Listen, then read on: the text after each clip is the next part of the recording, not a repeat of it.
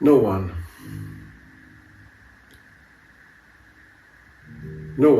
comes back to open the door. No one. Strange sensation. But my guess is that that's how life often lacks animation.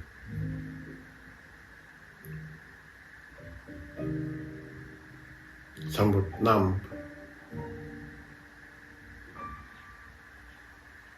A little bit past tense. As if belonging to another season. Yesterday life. Not that I would, under normal circumstances, but perhaps recently agree. But after all, one needs to appreciate the small things, life's small things. But whose? And who is to decide when what a big or small thing in life is?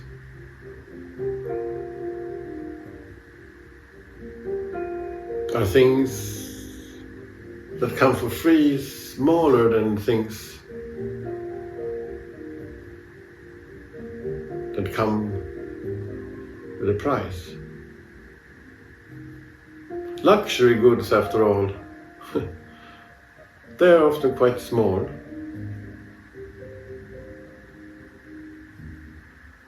Except for maybe yachts and mansions. They seem to grow bigger and bigger. But they are sort of useful, so maybe they don't exactly count as luxury. It's interesting to observe how luxury goods almost exclusively entertain very prominent position in regard to secondary markets. One would think that to obtain something, that the moment when you have it in your hand, it decreases in value in a flash. Like fireworks, to invest in fireworks, and 30 seconds later, it's all gone. In comparison to a diamond necklace that without exception will maintain its value for generations, or even an exclusive apartment, a one-of-a-kind luxury condo that a real estate broker convinces you will double its value in a couple of months. But luxury doesn't go very well with spectacular. There's no Moulin Rouge in luxury goods. There needs to be practiced with a certain kind of almost cold distance, with a sense of je ne sais quoi.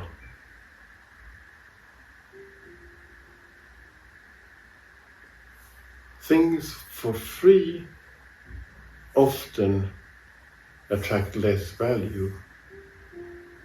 And is that what makes them small? Or at some point it somehow flips. A gift, after all, is for free, but can can be soaked in value. Although, for the person who offers a gift, the gift can be connected to sacrifices or strong efforts. But the moment when the gift is passed, those effort and values must be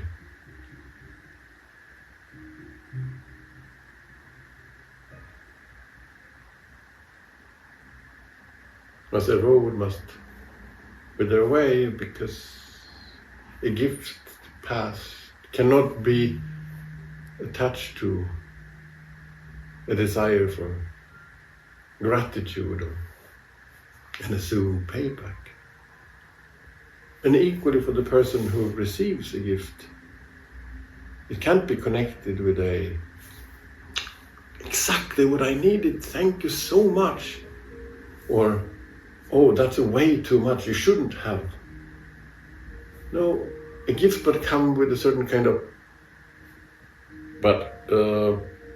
and it is first in practice, when a relationship starts to elaborate and grow in between the person and the gift, that its real value is unveiled. Children might be the best and the worst example. They are, after all, for free, and production value is not exactly huge. And at the same time, the biggest, as one say, the biggest gift life can offer. And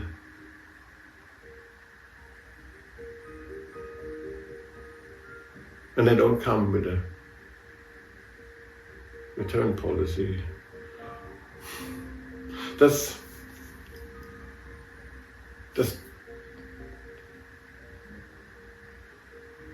small or big have to do somehow with duration.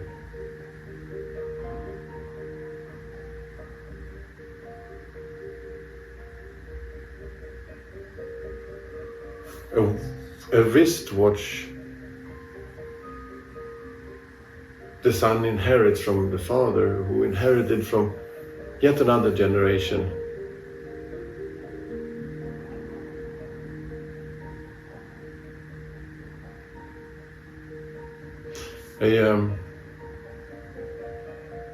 A small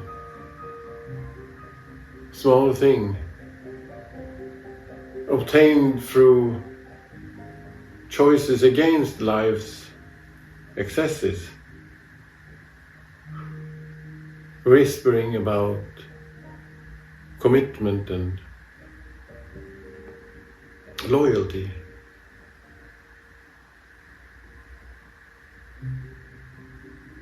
We held the fortress together. You remained. Duration, and at the same time, as it holds and presents life's lack of permanence. An inherited wristwatch is a small, big thing, and a big, small thing. Moralizing for sure, but also a promise of being there for each other, continuity. And it's never a middle-sized thing.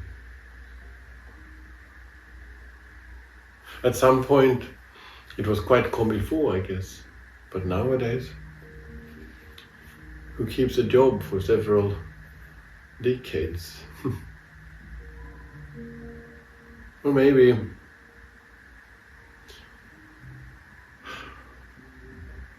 we have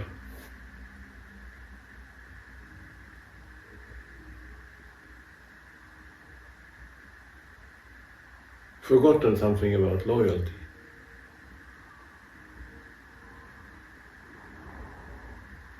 Maybe we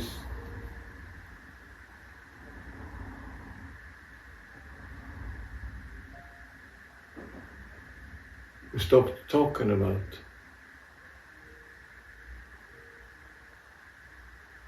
the importance of standing somebody by, of how solidarity is. Or maybe our societies have developed into a place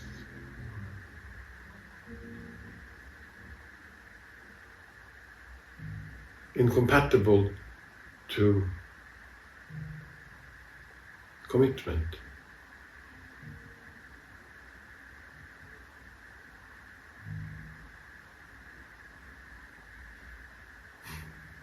Or perhaps it's just capitalism that has grown so greedy it can't even offer us frequent flyer card holders a gift towards the end.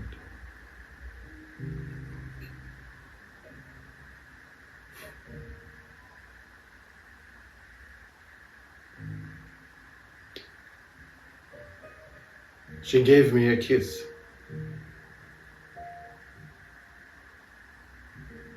A kiss can be a tiny thing.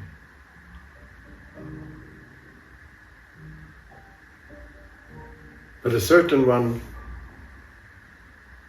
can change the destinies of one, maybe two or several lives. And after that first kiss, we just couldn't stop. After that first kiss, we just couldn't, or they couldn't.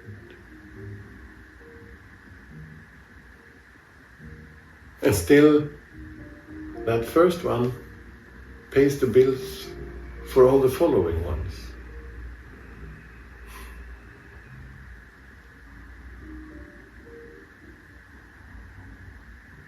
But then,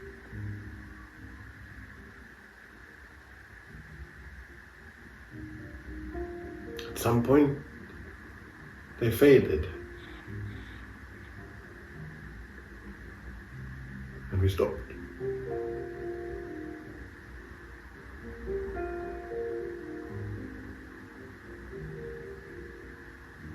Maybe we got bored.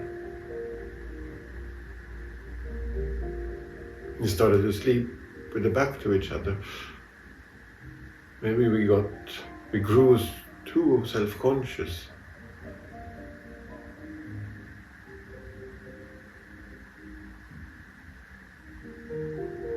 Developing some kind of fear for the possibility of bad breath. But what happens to the kiss then? Does it end up in a kind of malignant inflation, or does the rare kiss still exchanged grow in value into something really big?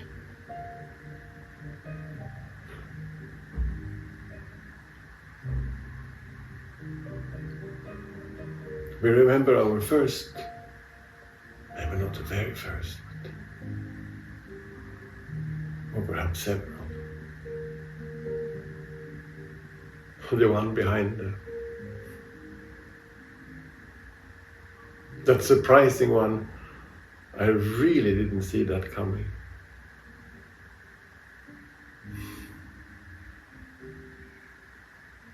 And then that one.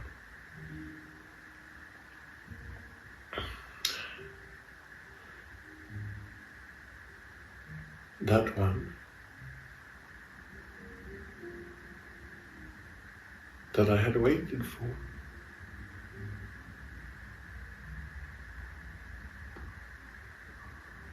That I had longed for.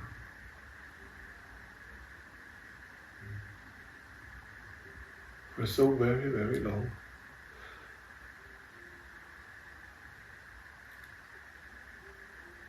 One or two, perhaps a little bit disappointing.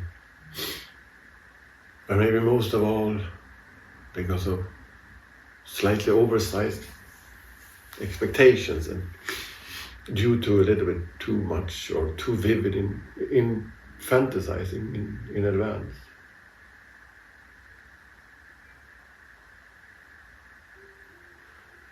And then that one.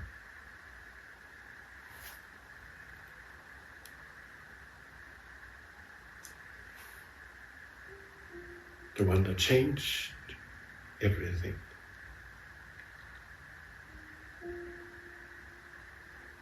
God welcomes us all. His house is open for everybody. On the door there's a big sign saying "Tout est gratuit." There's no entrance fee.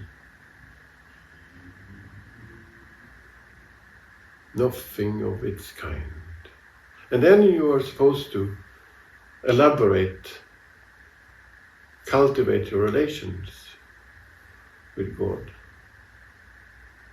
But isn't it a little bit awkward then, that even if it's for free, we have a tendency to get annoyed, irritated, maybe even pissed off when he or she or they, when they don't appreciate our prayers, when we don't feel heard, when you don't feel seen.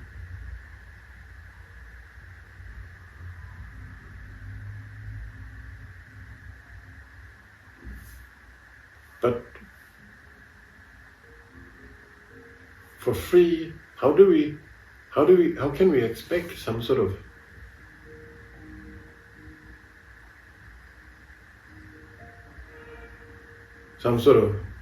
return, some sort of bonus or payback if it's not exactly rocket science that there's no interest rate for free. And everybody knows that a Luna Park with a fat entrance, the Ferris wheel will be bigger, the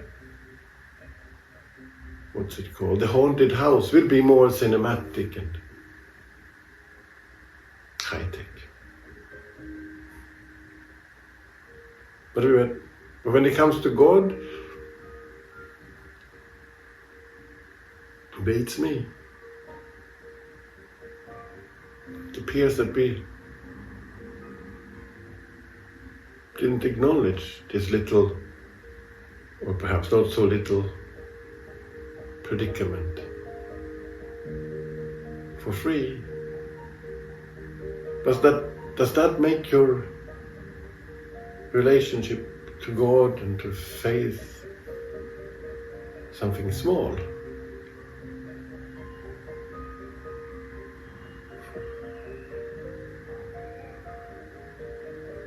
A small relation with something big. We all learn as kids or in school that God was big, and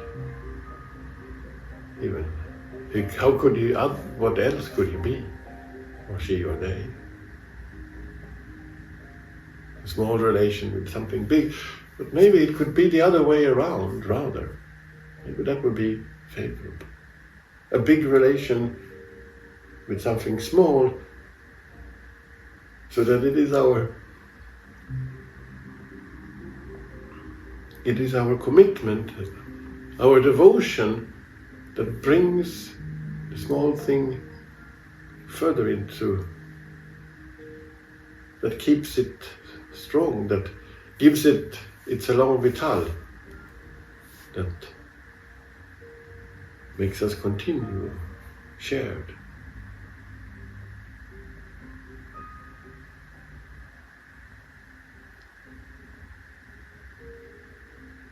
I can wait.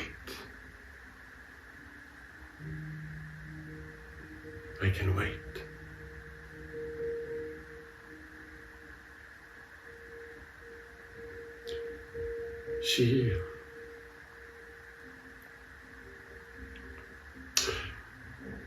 She asked me to hold her hand. I believe it was towards the end of May. A small or a big thing. For the one being asked, it can mean almost nothing. Of course you can, why not? Just give it a try. But for the one asking,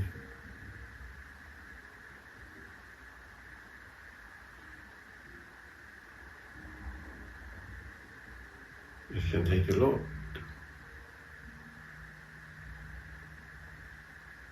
to overcome shyness, dare to take the risk, to muster the courage of a possible rejection.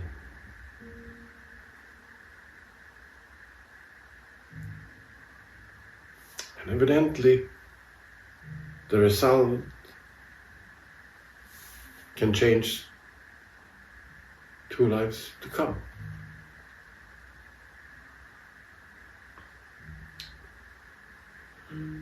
A child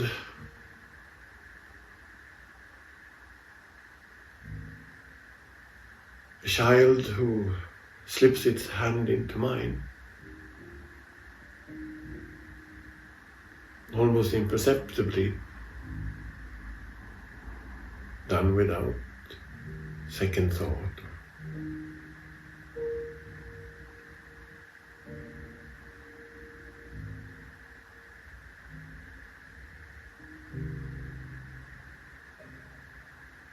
And at the same time, each and every time,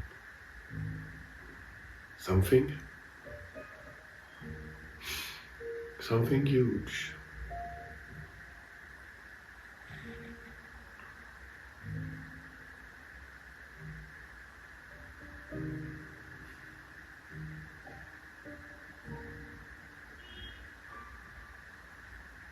As a gesture, small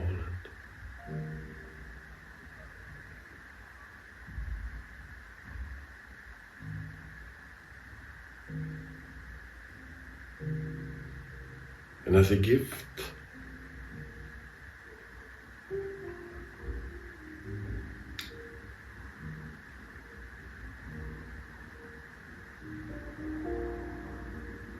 even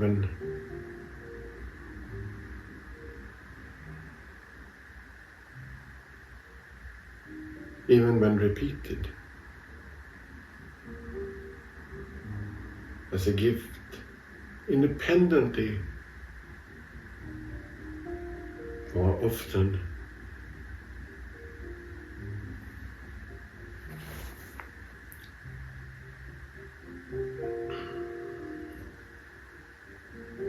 something that reaches beyond the size of big, and something that I have to take on without the slightest consideration in regards to responsibility or morals. I can wait. I can wait.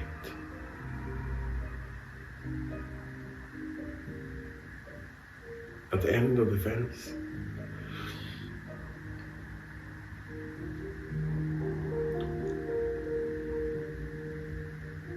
is waiting a small thing. For the bus,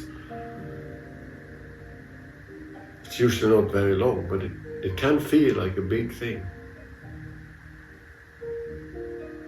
For love, we can wait forever. But forever must never be a big thing. Cannot be understood as an effort. Especially not. It's a big effort. I mean, if it's love, it's love. And then it can't be an effort. And if it feels, after all,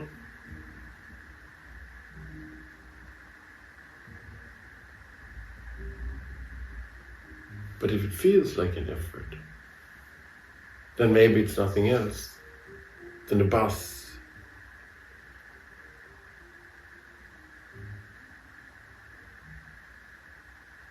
being really delayed.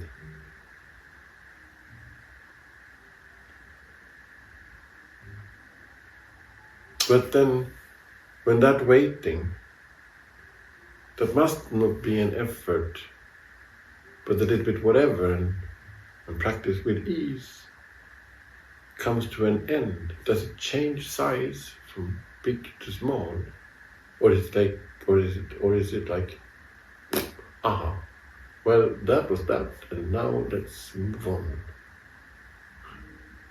Oh, you've been waiting for me.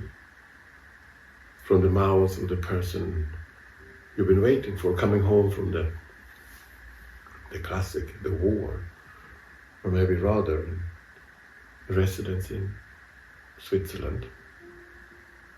Oh, you've been waiting for me, and waiting turns into an effort, as if it's a proof of endurance, and waiting becomes something almost competitive, like. And if this is the third time you're waiting, does that make it a kind of a triathlon?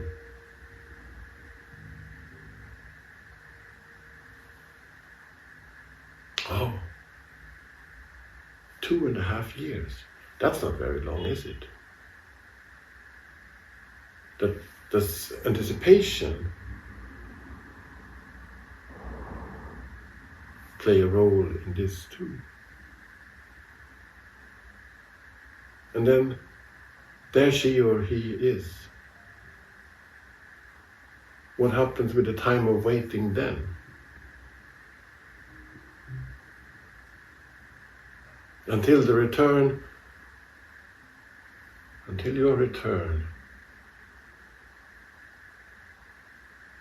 I have waited.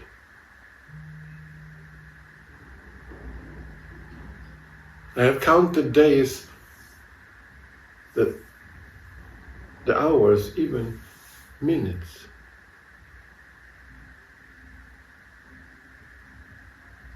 I have,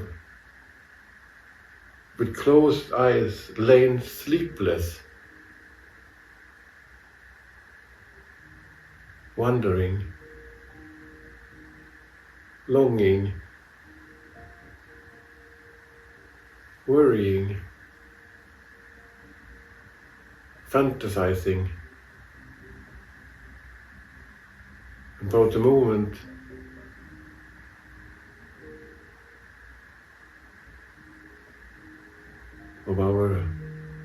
of us being reunited.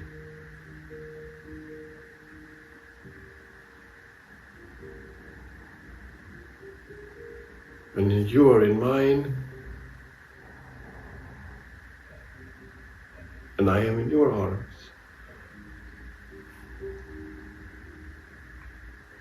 But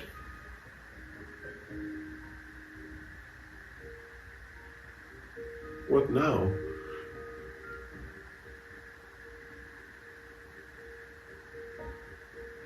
What has happened with this longing, this worrying now, when you are back?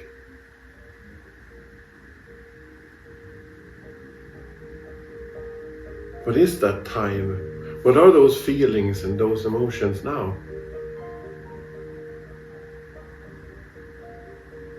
Because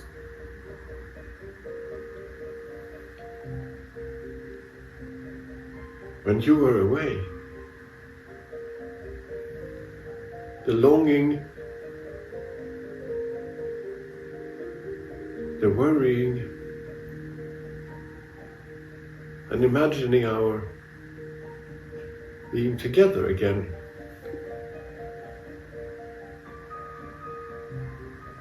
It was all I had. Waiting was what kept me alive.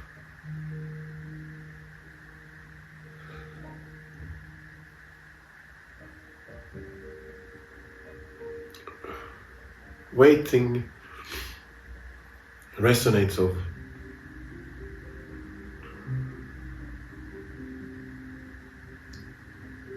passivity. Waiting is, by definition, maybe not definition, but waiting is a little bit by definition the opposite of suspense. Suspense is when postponed time is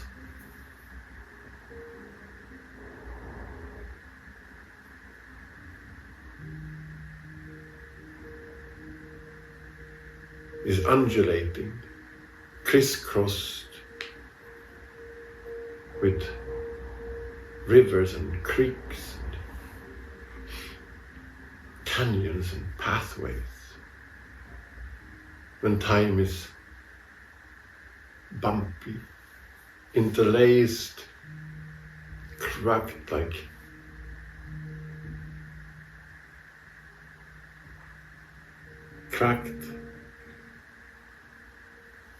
dry earth after an extended drought, and every moment is charged.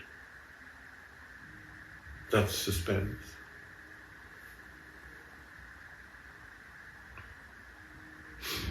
That's suspense. Waiting has nothing of such elaborations. No gaps to jump or intervals to overcome. No, it's not that. It's not that waiting it's not out of focus at all. It's just that, no, all the dials are perfectly calibrated and technologies are razor sharp. There are just no details, nothing that occupies. And perhaps that's why people tend to have a cigarette when they are waiting for the bus. It's a means to reinstall details.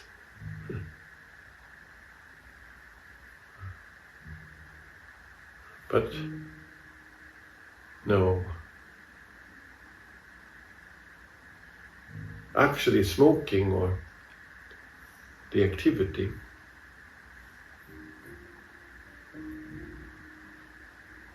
is a form of disavowal. Smoking as a sort of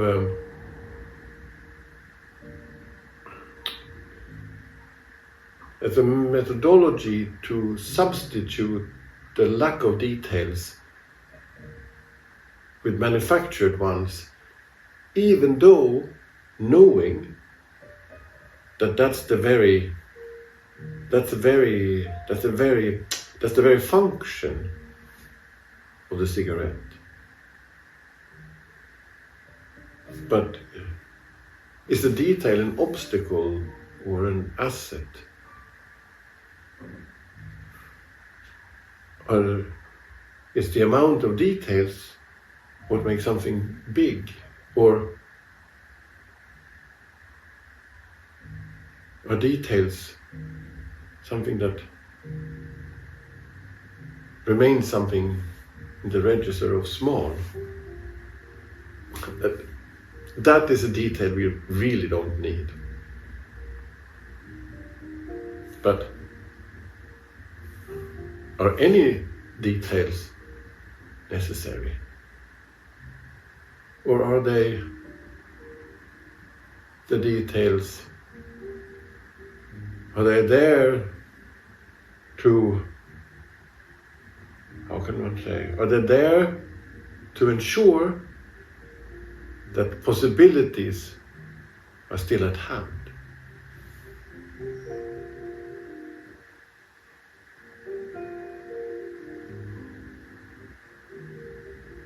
Details is a means to postpone permanence.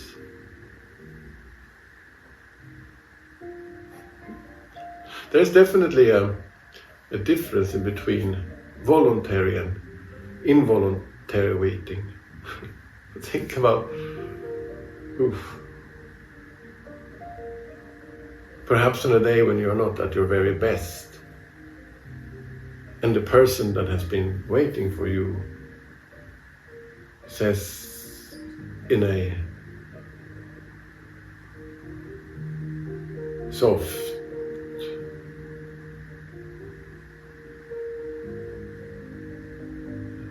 and soothing / comfortable voice,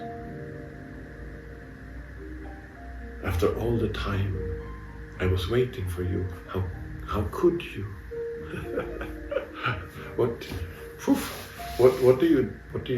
How do you respond to something like that? Really?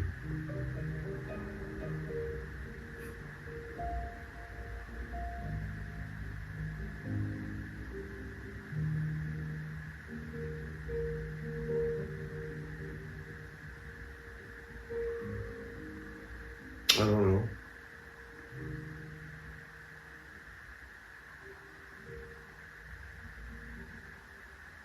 But perhaps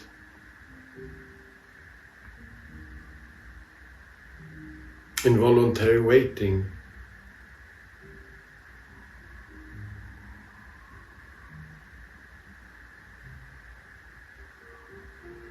is the same as grief.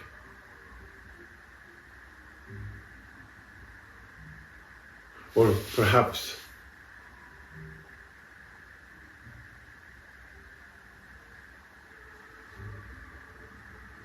grief is that specific form of involuntary waiting when you can't stop waiting, even though you know that the waiting will never come to an end.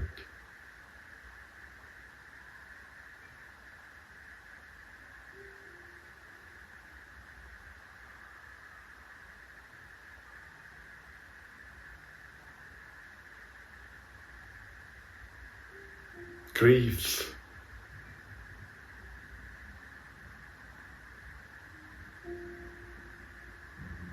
is waiting without a destination.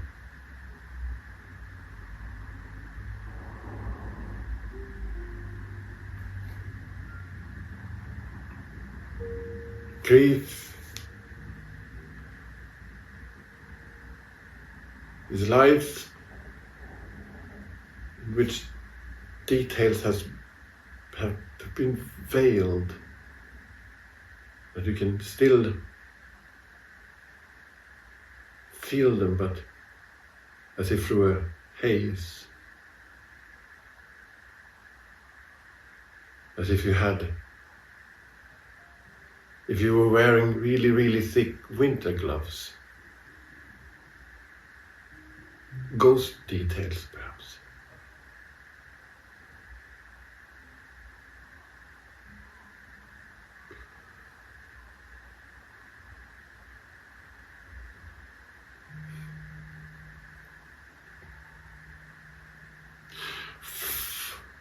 For every moment lived, an amount of future is subtracted.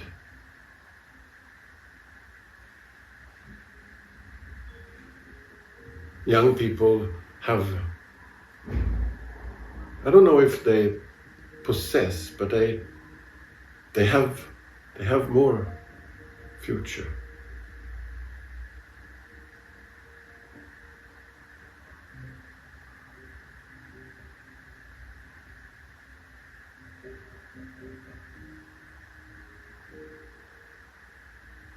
To come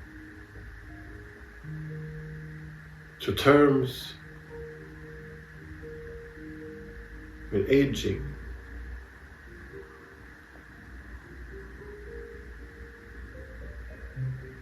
implies to befriend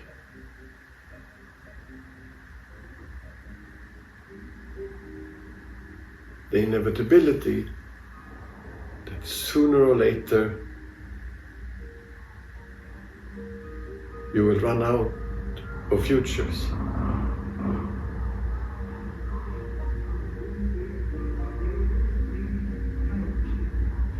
It's kind of beautiful to think about.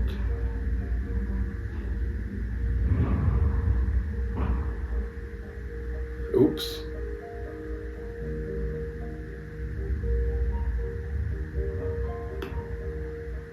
Right now, my stack of futures have come to an end.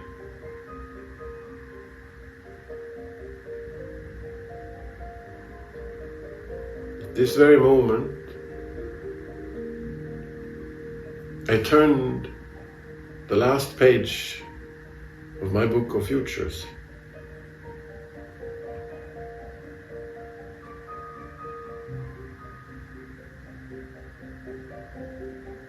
Time for me to say farewell.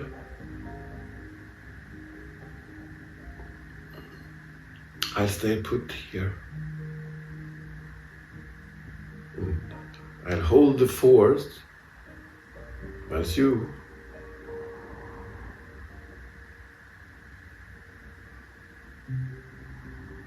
seize the moment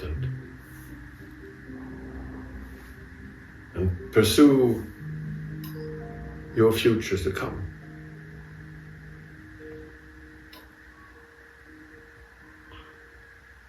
But then what happens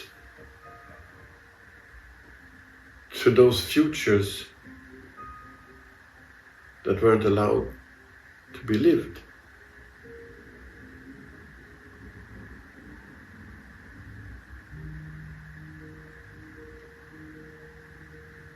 Leftover futures, perhaps. The futures of those that died prematurely. Perhaps what we call ghosts.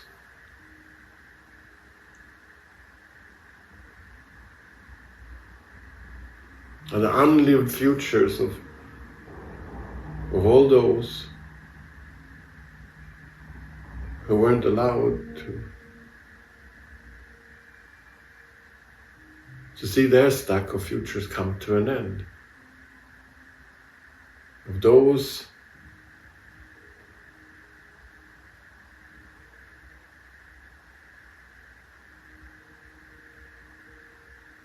who could whatsoever not find the energies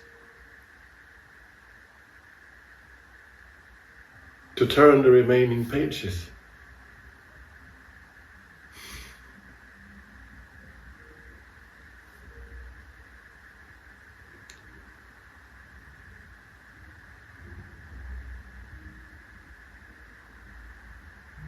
But there's one thing that cannot be allowed. One thing. Even if asked very kindly. One thing to which we cannot ask for permission. Even if I asked very kindly. Even if I asked so many times.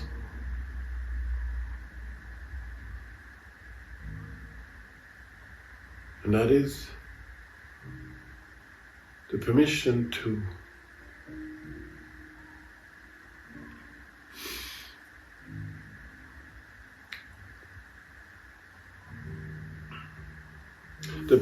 to skip over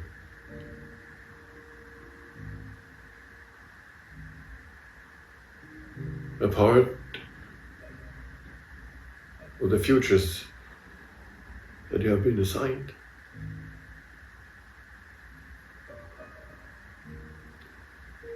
Even if I asked kindly,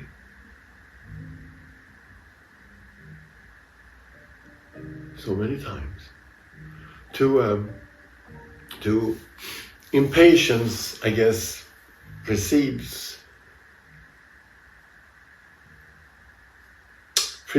the moment of coming to terms with the fact that your futures are not infinite.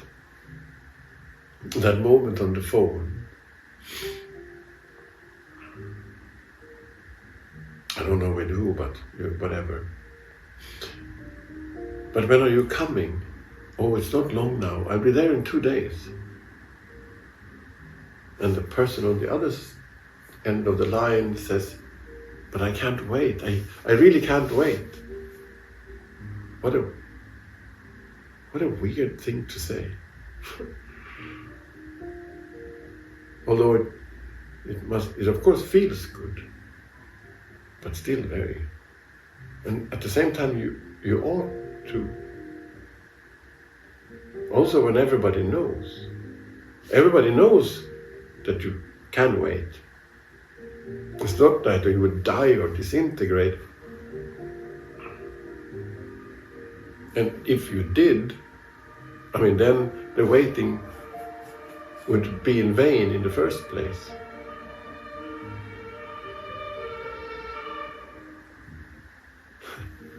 And as a matter of fact,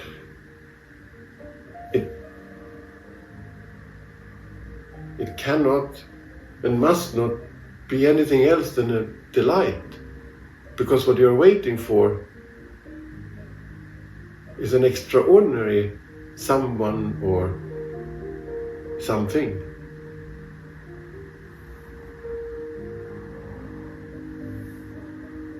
But if you don't,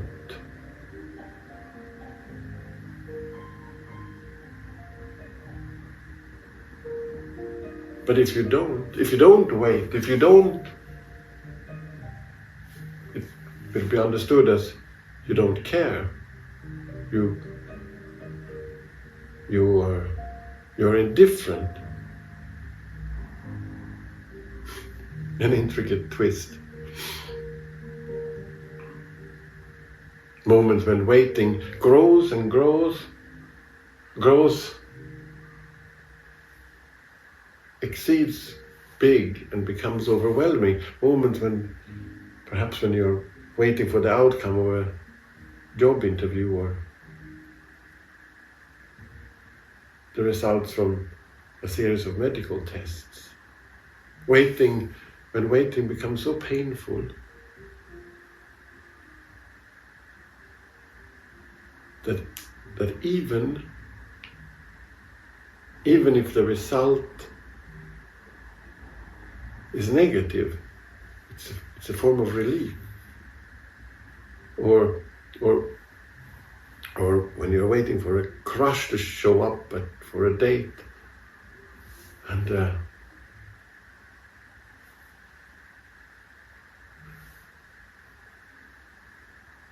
in a second, waiting turns into awkward conversation and staggering silences.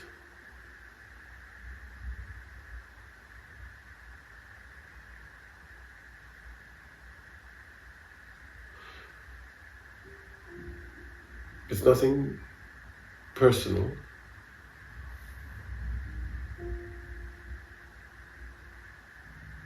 But I believe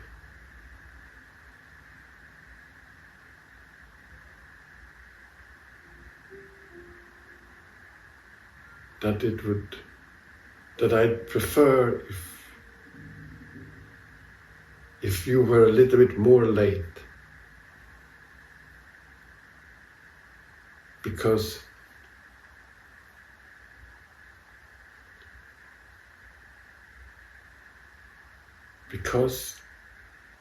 as long as you haven't arrived, you and I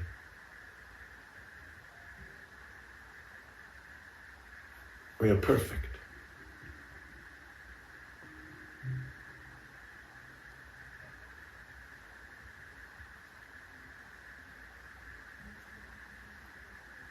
We remember the first kiss.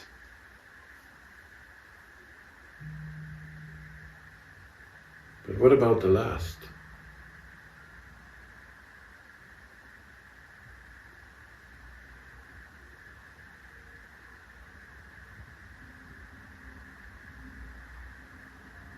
Will I remember my last? Or the last? I wish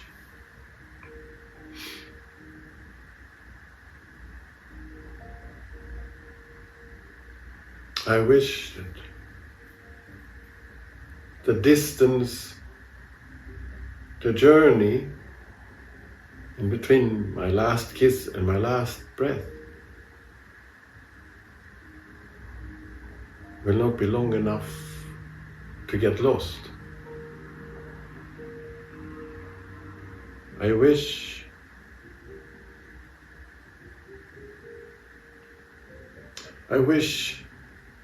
that the time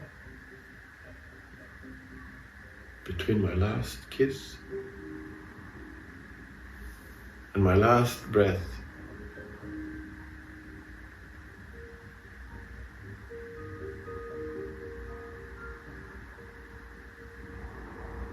that the time will not exceed the limits of remembrance.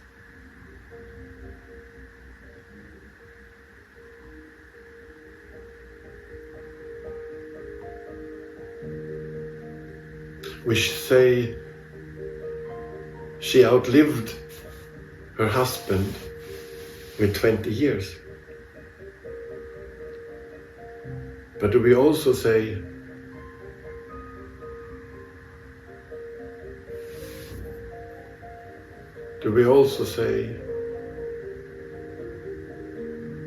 she endured 20 years without the privilege and the joy of placing a kiss on the lips of the one that she loved?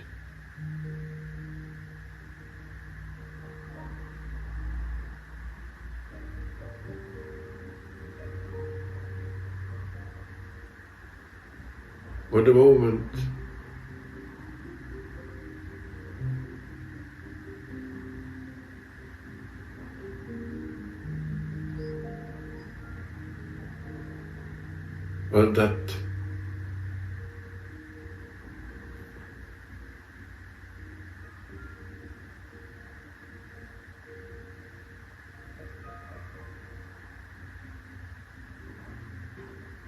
that moment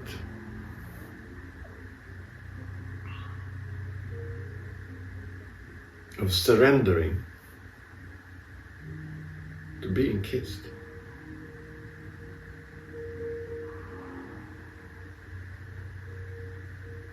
It's not long now. I'll be there in 2 days.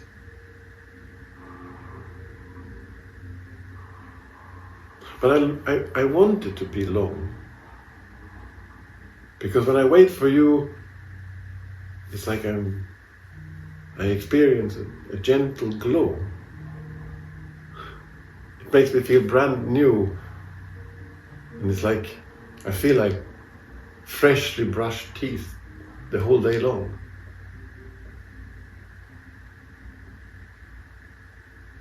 It's when I don't know when you'll arrive that I suffer. And sometimes I stay in that stage, stay there, as a form of whispering masochism was perhaps not the word that I was looking for, but this peculiar enjoyment of subjecting oneself to doubt, deliberately subjecting myself to doubt.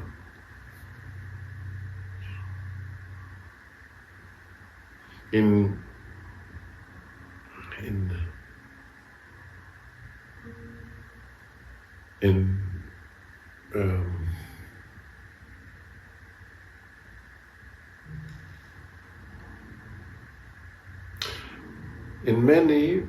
several and quite significant Christian cultures,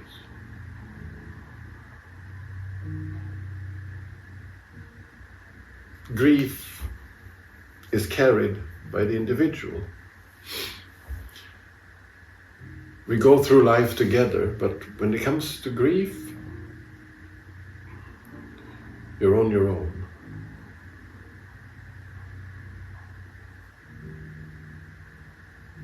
I'm not an expert, but I find it kind of unfair, or maybe even stingy, that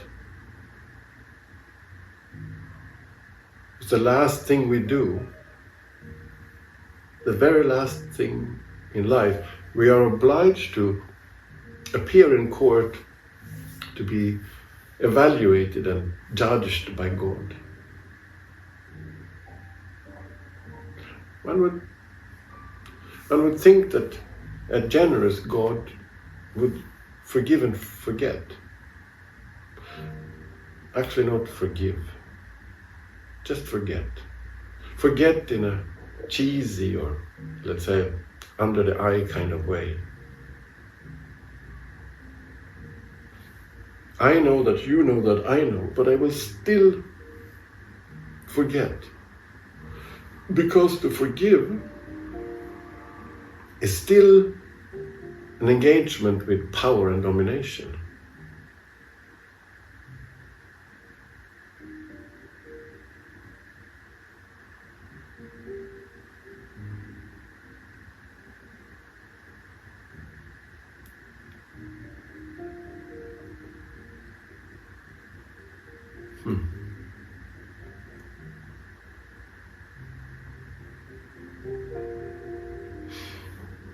The father or parent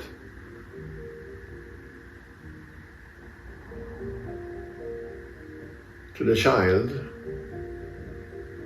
offering the child, maybe not a kid child, but a more grown-up child,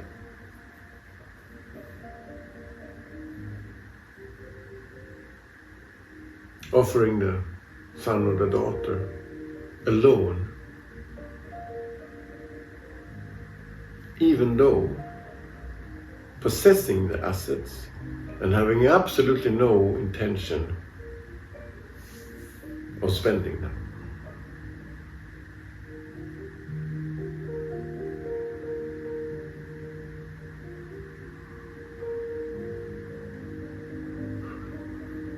Especially when in combination with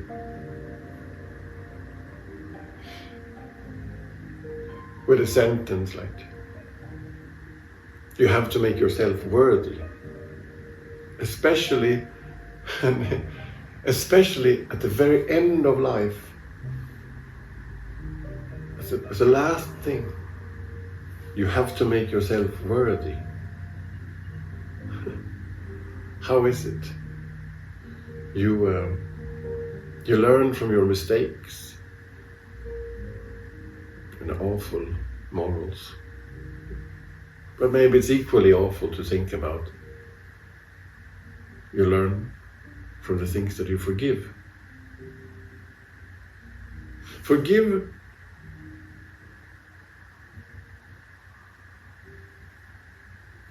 first. I need you to acknowledge that you have wronged me. Then I maybe perhaps would. I will forgive you, but only first, but only after I have seen you suffer the consequences of your actions. Forgive still acknowledges that something might not have been exactly executed exactly as desired or up to standards. It's forgive, however noble, it's still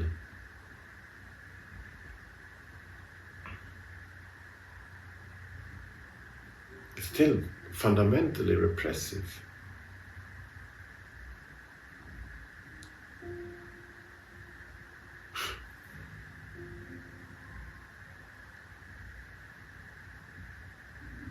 People that are proud of their own ability to forgive, that are swimming in the self-righteous, in the self-righteous appearance of forgiveness, rectification, what an awful idea. For forgiveness to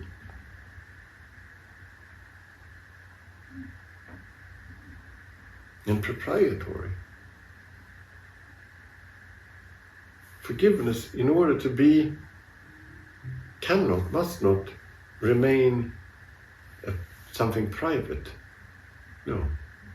Forgiveness is two or several people withdrawing from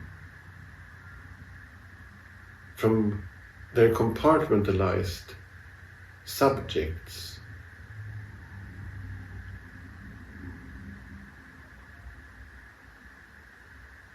That step away from their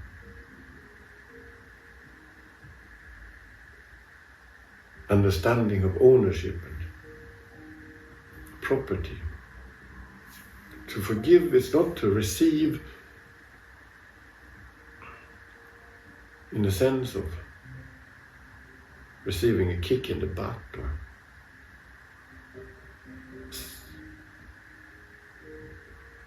an encouraging slap on the back, nor is it to be given something in the sense of passive assault. No. In order for forgiveness to be something, it needs to leave privacy behind. To forgive is a practice of a kind of commons. Forgiveness maybe until, let's say, 1776. But since then, forgiveness has really been on the Trans-Siberian capitalism.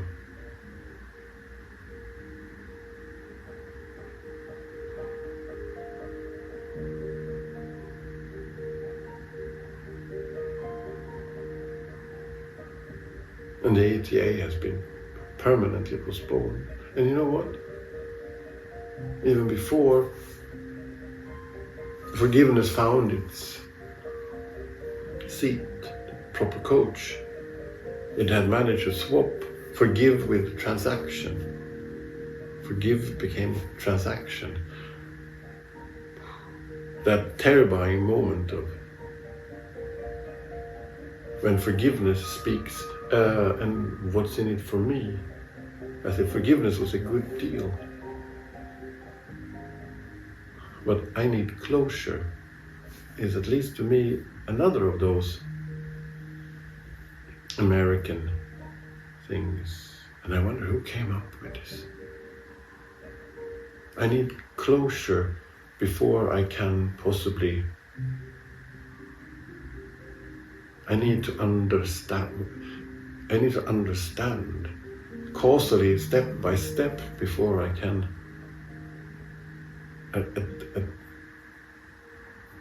First of all, there's such a deep reliance on reason, and secondly, what a fundamentally regulatory understanding of loss and grief and trauma.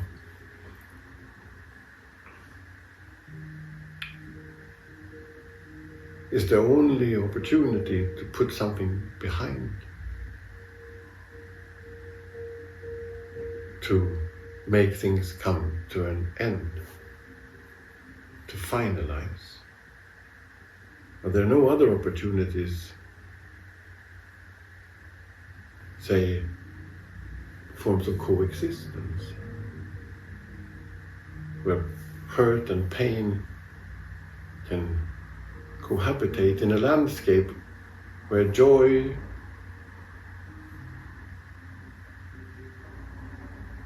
and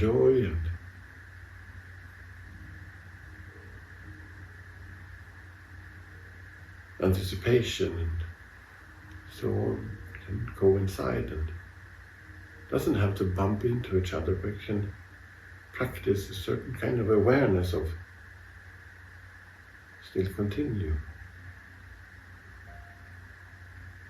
Forgetting isn't easy because it cannot be active. Forgetting must be practiced without determination. In many ways it's also much more complex than forgiving, in particular to Americans. Namely because there's no transaction involved. To forgive, closure, and we're done. It's coming to a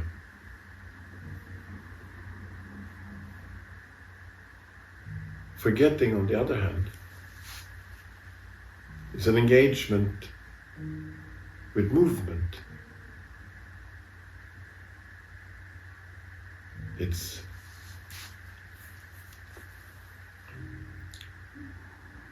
the engagement in the form of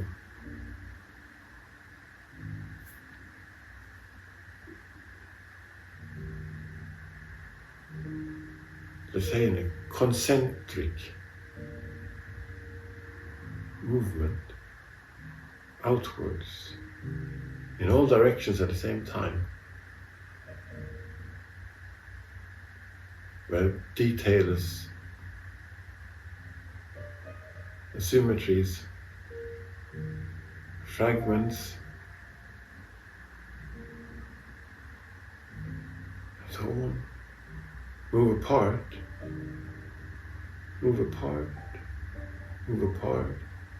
until a certain moment when semiotic coherence is lost.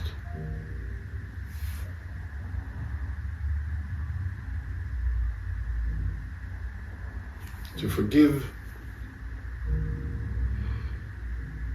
is coming to an end. To forget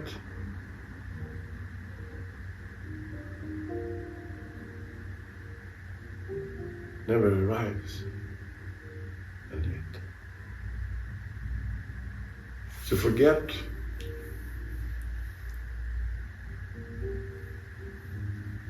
is twofold. First you need to forget, and then you need to forget, and still without determination. And that it's only after the second step, when you forget what you have forgotten, that I free myself from forms of engagement with guilt.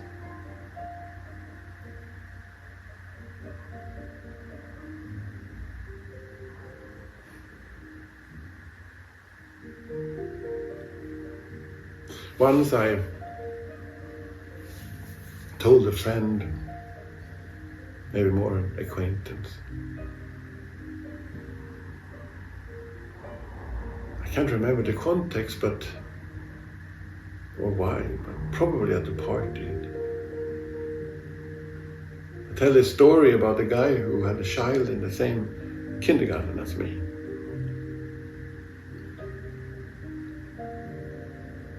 But already before I had arrived halfway, the acquaintance turned to me and leaned into my personal space and half shouted, "Yeah, he just wanted attention." And then she let me know that the guy, she might even have called him the dude,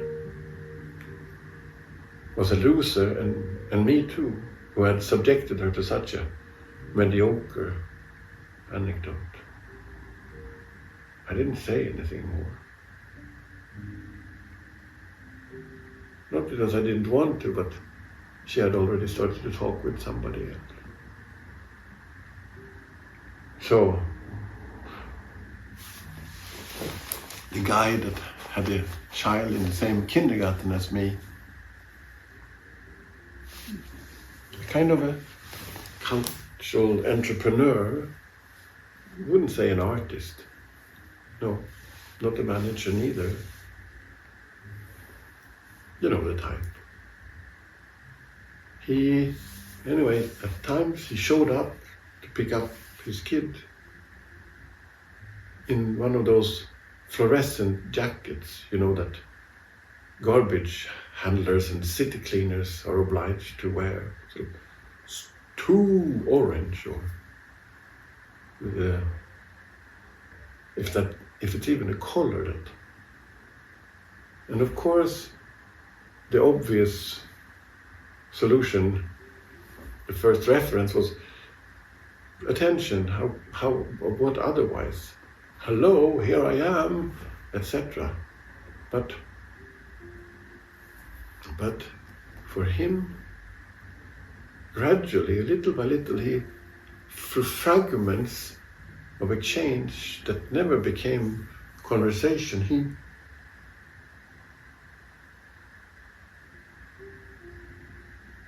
he's informed me, or he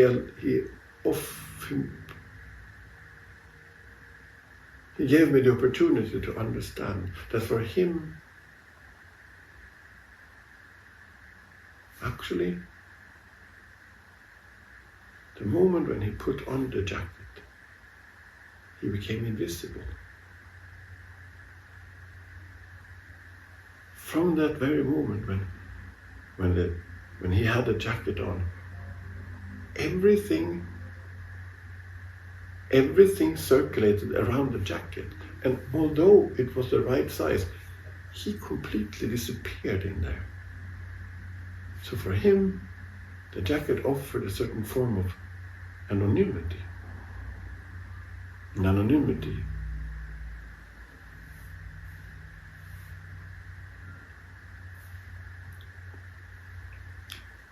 perhaps not with the dark sides of anonymity, or becoming fully invisible or subject to regulation. He could, after all, still pick up his child. But something.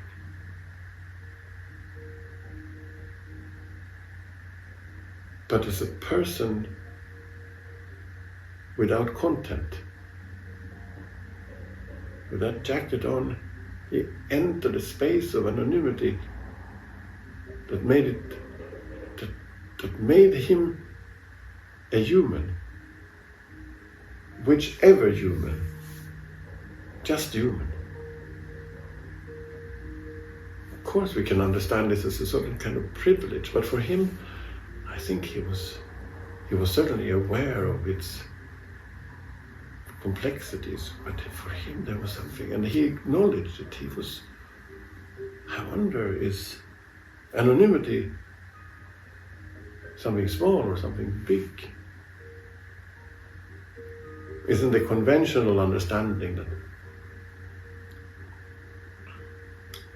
anonymity is somehow a subtraction, that something is taken away or revoked. Freud would probably call it a lack. Maybe it's Marx's fault, all of it. You know, at home, off hours, and in nature, you are a human, you are a person, and you're a person and you have agency in regard to your personality, whereas at work, you're alienated and one of million anonymous, interchangeable workers. Nature. I always thought that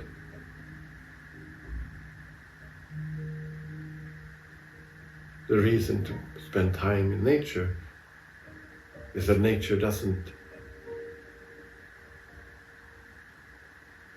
is indifferent to us, that it neither invites or rejects us. The door is simply just open.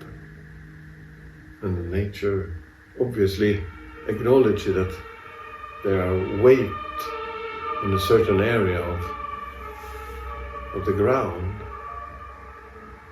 that there is something consisting of organic tissue and so on leaning on the tree, that there's a sentient being stepping on a dry branch. It cracks. That there is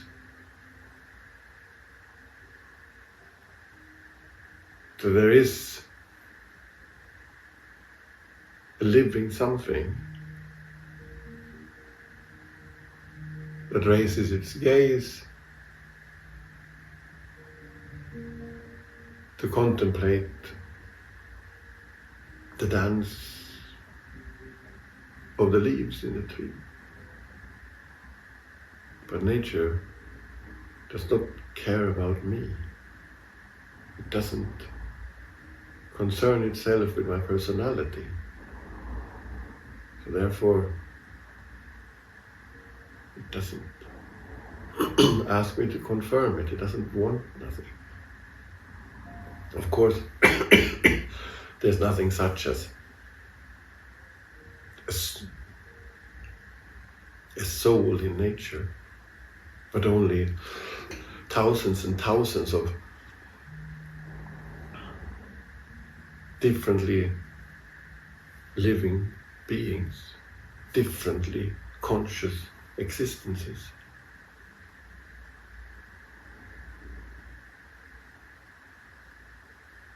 That live parallel and side by side,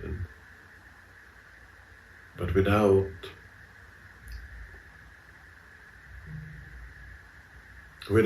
any form of shared project. Nature is a place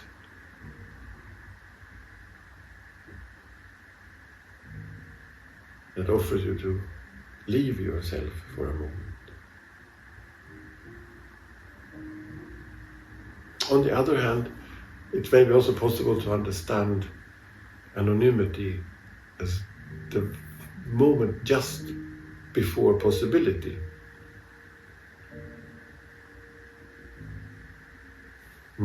Anonymity then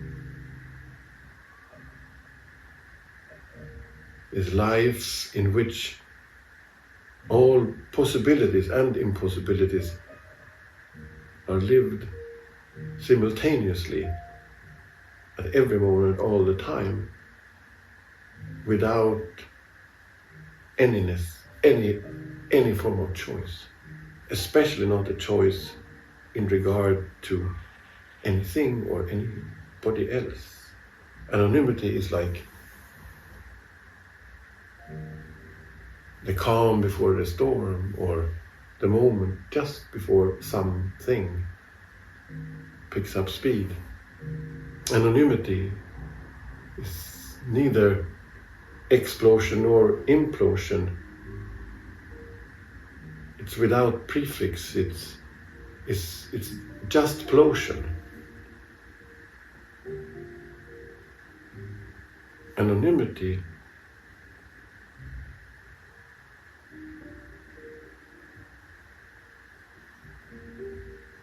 is without possibility.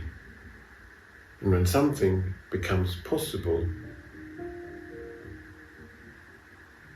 necessity is crossed out. Possibly this or possibly that.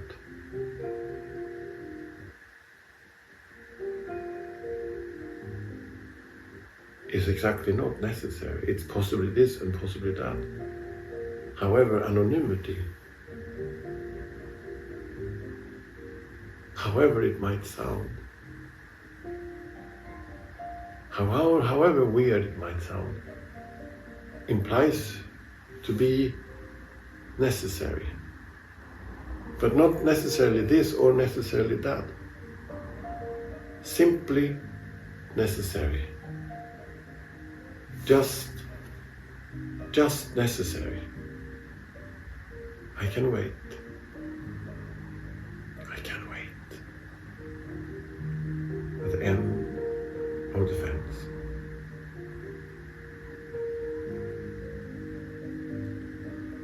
Possibility, possibly this or that,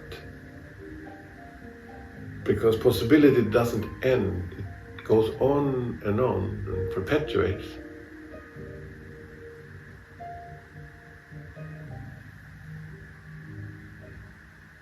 Possibility is the opposite of being real. Possibility is the absence of genuinity.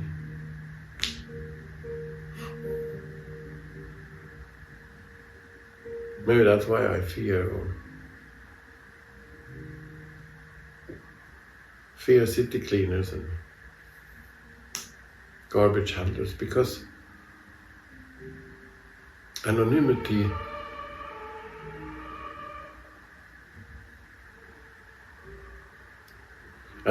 doesn't communicate possibilities, nor does it ask for a choice.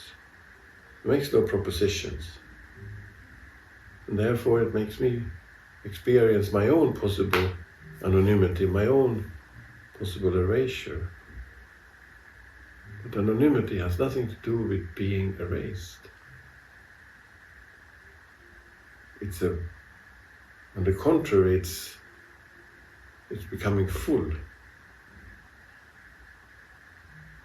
completed, completely full and fully completed, without having to make any and whatsoever choice. But I wonder, is possibility bigger or smaller than anonymity? Some say one doesn't choose love, but love, it's the other way around. Love chooses us. Maybe since I didn't make the choice, didn't decide for this or for that, to love isn't a matter of possibility. Because if it was chosen for me, love cannot be possible or impossible, but must end up being necessary. So when I say I love you, I'm given a short, perhaps even just a very short, but still I'm offered an interval vis-a-vis possibility. It's pretty remarkable, isn't it? That to love possibly the most personal thing that we humans do is at the same time something that doesn't and can't belong to us. To love implies to give oneself up, to renounce one's personhood and become anonymous. The I that love you is simultaneously me and not me. Simultaneously at every moment, all the time. It is fully me and completely not. If I had a reason to love, if there was a rationale or justification, wouldn't that be a little bit melancholic or disappointing? No.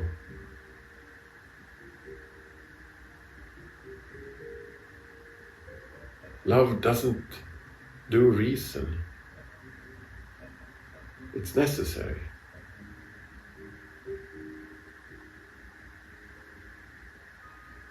I love you because I love you. Love is because, and as long as I do because. Love is necessary and perhaps even objective. And if I love you, and love is not my choice, it cannot be something private. To love means to surrender oneself and become public, become available and public. Does something become more true if expressed with a loud voice? My dad used to say, especially in the car, let's speak lowercase. No screaming, just tiny letters.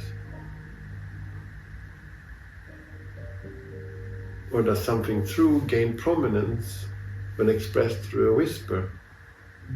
When we all know that a secret becomes more secret when whispered in somebody's ear. If something is true, it's true independently of the volume. So I holler when a whisper is more than enough. A truth is necessary and has nothing to do with possibility.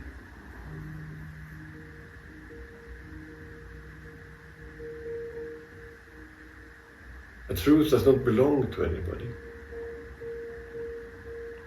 It's true, however somebody claims it, for everybody. It cannot belong to anybody. It's not even ours. Truth is indifferent to us, to humans in our lives. Truth is necessary and has nothing to do with possibility. And if love is necessary and have nothing to do with possibility, if truth is necessary and love is necessary,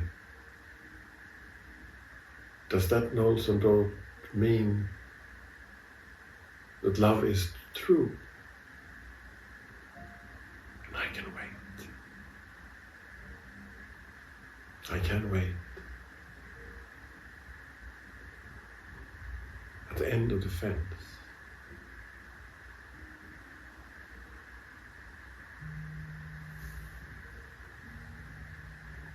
When active, time and duration becomes relative to the action.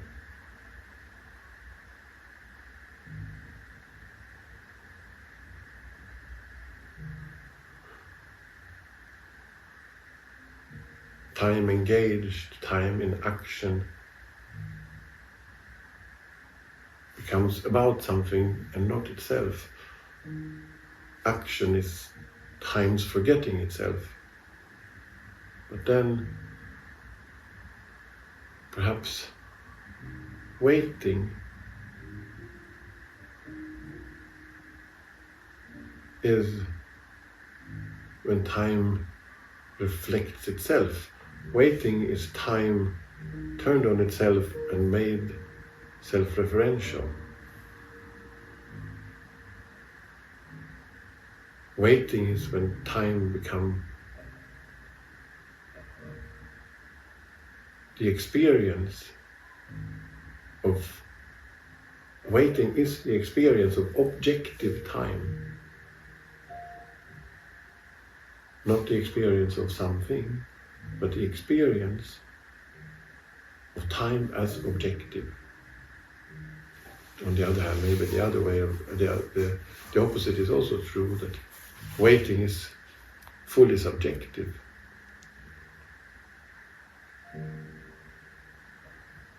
Waiting doesn't refer to anything else than itself and in me. It is fully subjective and doesn't stand in relation to anything else. A cigarette, then when waiting for the bus, is a means to give waiting a relation, activating it. And therefore, waiting becomes easy to overcome. On the other hand, if waiting is objective, there's no need for a cigarette, because waiting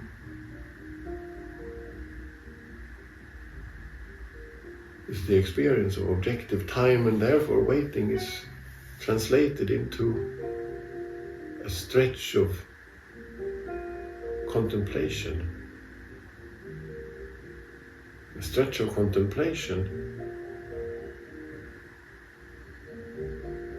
that offers the opportunity for forms of indifference. Objective waiting is the opportunity to experience one's own anonymity. And I can wait. I can wait. And no one can show me the way. There's no doorman. And no one comes back to open. Maybe it is already open. It's just that we have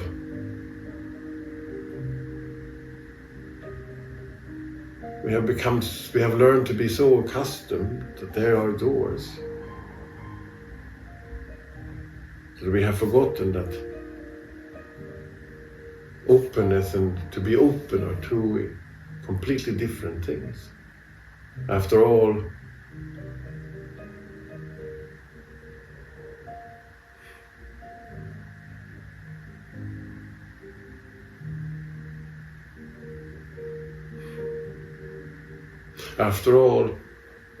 openness, as much as forgiveness, is looked after, whereas to be open means to share dressing room with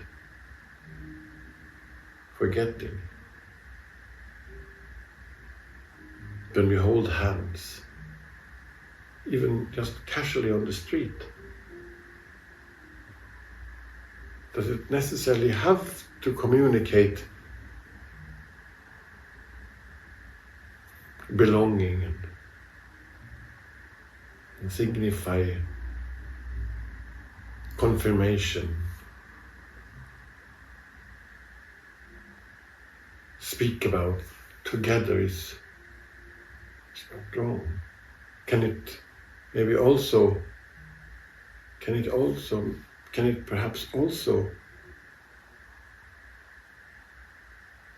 can Can holding someone's hand perhaps also,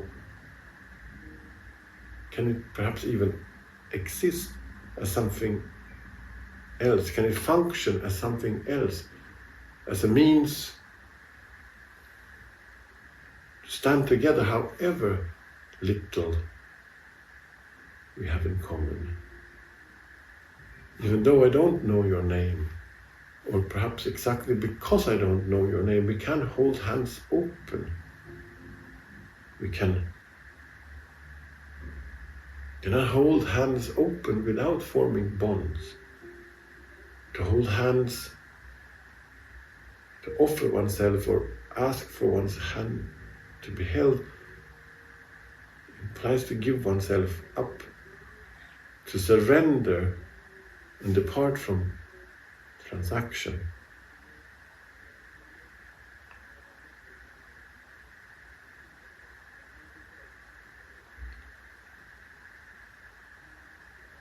To find oneself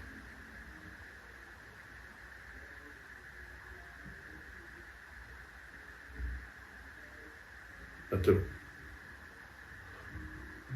the crossroad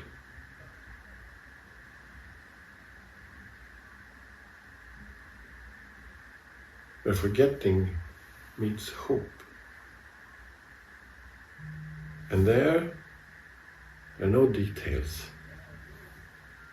No details that bring us together, nor any details that keep us apart. There, at the end of the fence, things are what they are, which, however, has nothing to do with being neutral. Perhaps even it's another of those moments that can't be forced, and yet, exactly because they can't, are necessary.